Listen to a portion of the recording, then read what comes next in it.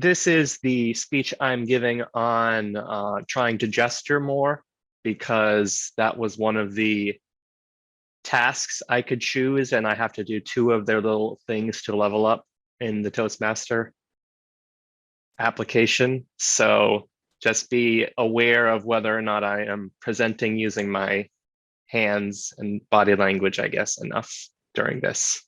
Okay. All right. So tonight I am excited to have one of our speakers, Calen, share a speech, and his speech is called Staying Happy in 2022. So Calen, take it away.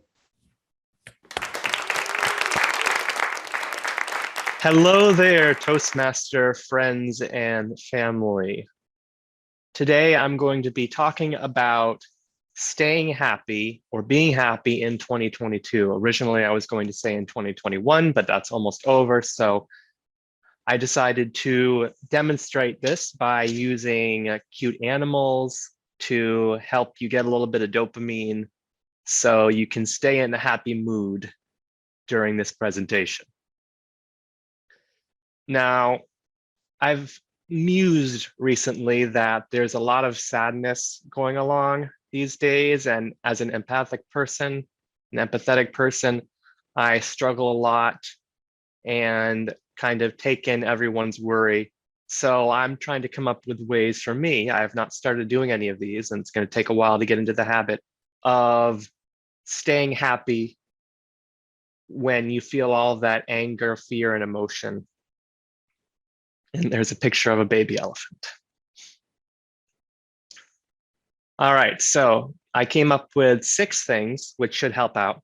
The first is to moderate your news intake. Darn it. Moderate your news intake. That means if you're watching a lot of doom and gloom news, then you need to basically cut down on it or find some better news to watch. Second is to write down the good moments. If you have something good happen in the day, someone smiles at you, it doesn't really matter what it is, but that way your brain will start to key in, wait a minute, maybe things aren't all terrible. Third is to practice meditating or just deep breathing.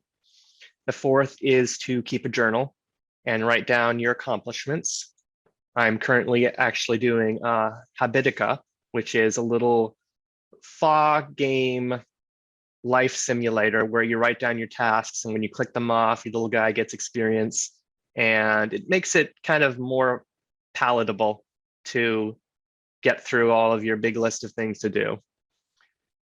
Number 5 is to keep track of your emotions, and if you feel just lousy one day, figure out what exactly caused that. And finally, fresh air and exercise. So first of all is to moderate your news intake. So news is going to wear you down a lot, especially I imagine in 2022, where we're probably going to see a lot of reporting on the impact of everything that's happened in the past. So I recommend finding news where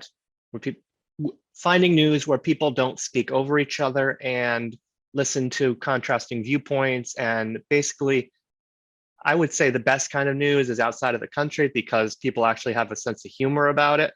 Because any news show I've heard here, aside from maybe PBS, people are just shouting at each other. But outside of the country, people, they don't worry about swearing. They don't worry about anything really. They just, here's the news, let's laugh about it, because at this point, it's all so insane that we might as well. Write down the good moments. So let's say you had a nice cup of coffee and that dark roast hit extra hard. So you say, all right, I'm going to write that down. It's not a lot, but then when you look back, you're like, oh yeah, I had that nice cup of coffee. Person who you, let's say, you find good looking, smiled at you, gave you a little cute smile, and you're like, oh yeah, that keeps me going for a little bit. Or hey, I pet a cute dog today.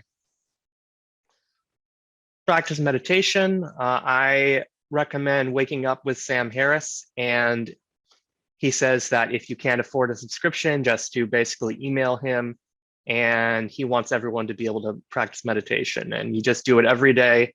It's 5 minutes a day, and I really like his style. Keep a journal is important for people who feel like the days are just going by and you're not accomplishing anything, same old, because then you can say, oh, I did this on that day. I did this on that day. And that way the days won't basically blend together. Now, keeping track of your emotion could be a little more difficult because if bad things happen, you can choose to react to it in a positive way, but in the moment, it's going to be pretty difficult.